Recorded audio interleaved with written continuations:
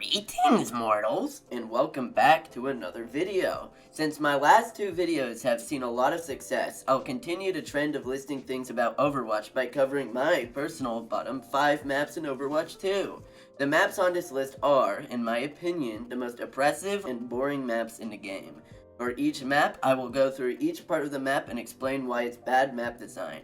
I'll also briefly provide a potential solution to each map to make them slightly more bearable. If you enjoy this type of content and would like to see more, please consider liking the video and subscribing to the channel. It will take 5 seconds to do and means so much to me. Also, thank you guys so much for the support from my last video. I really didn't expect that video to blow up in the way that it did. With that out of the way, it's time to get into my list.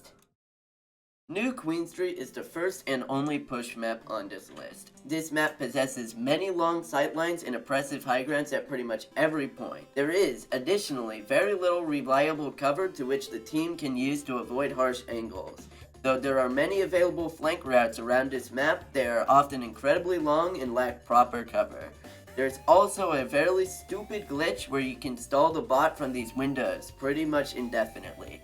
I don't know how this exploit made it past QT, but it's really dumb. This map is only number 5 because the oppressive nature of the map is available to both teams. A theme that will become apparent in later maps is that one side holds a clear positional advantage over the other team.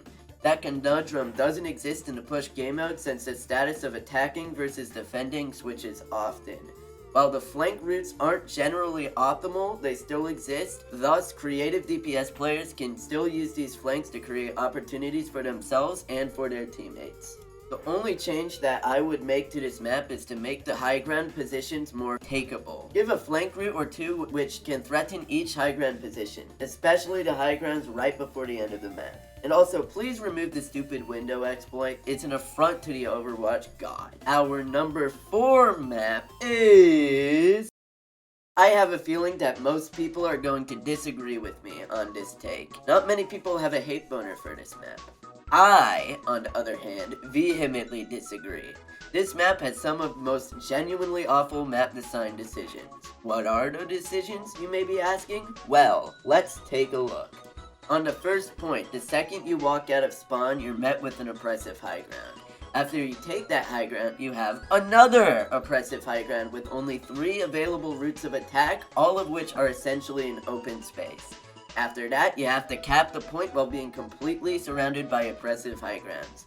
Not fun. Second point, oppressive high grounds all over the place. Also, the typical 3-lane structure of the map is forfeited because the center lane for attackers is straight horse poop.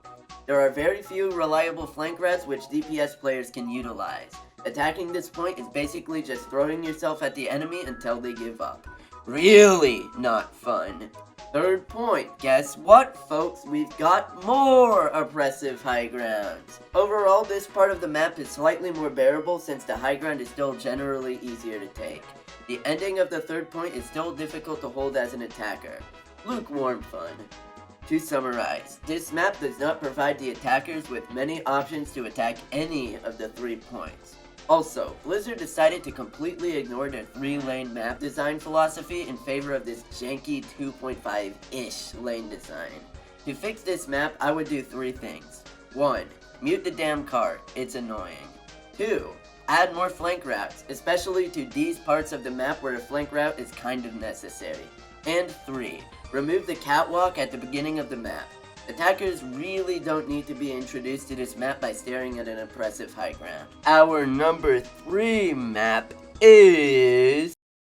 Havana was, and still is, one of the most embarrassing and convoluted maps ever created in any game ever. Though I hate this map passionately, it's not the worst map in the game. Let's figure out why. First point, this is probably the second worst first point in the game. Oppressive high ground straight out of the gate with little cover down the center lane. Flank routes exist, kinda, but they're generally inaccessible from how open the space is in between each corner.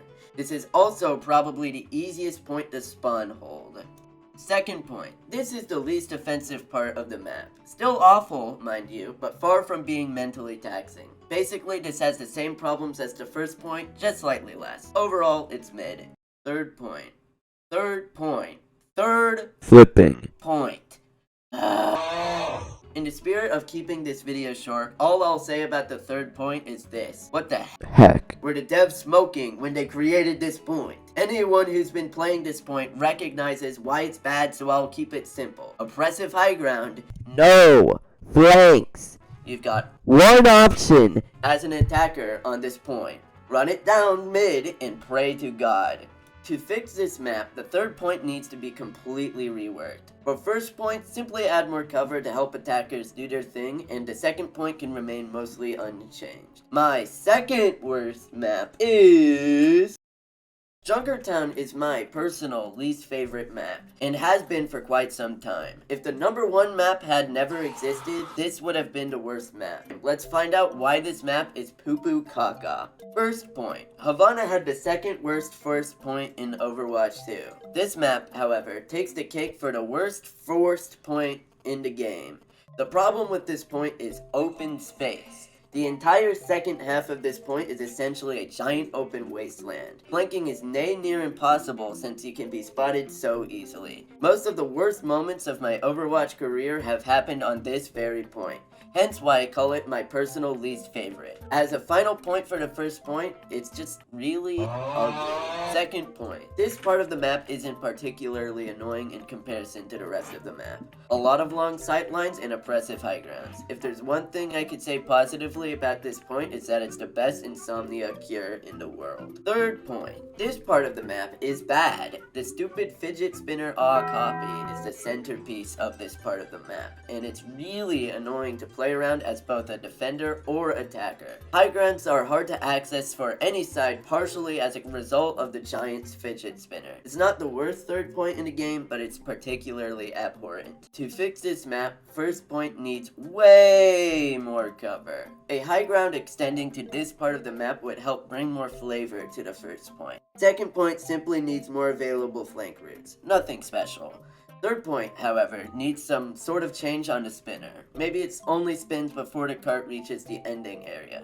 Maybe it just doesn't spin at all. Whatever happens, something needs to be changed. My first worst map in Overwatch 2 is...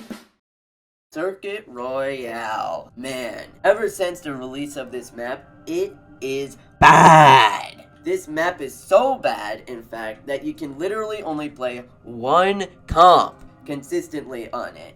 This is the only map in Overwatch 2 where you can't be creative with anything, even the comp. Let's get straight into why this map is so Not good. First point. The entire first half of this part of the map is what I would consider to be wasted space. Defenders don't really need to hold this space in order to succeed. Once you get to the second half of this point, you get a mini replica of the second half of first Junkertown. Cover? Nope. Flanks? Nar. Oppressive high grounds and long sight lines? You better believe it, Buster. Overall, just an embarrassing display of map design on this first point. Unfortunately, it only gets worse from here. Second point. This point is a simulation of attacking the beaches of Normandy in 1944.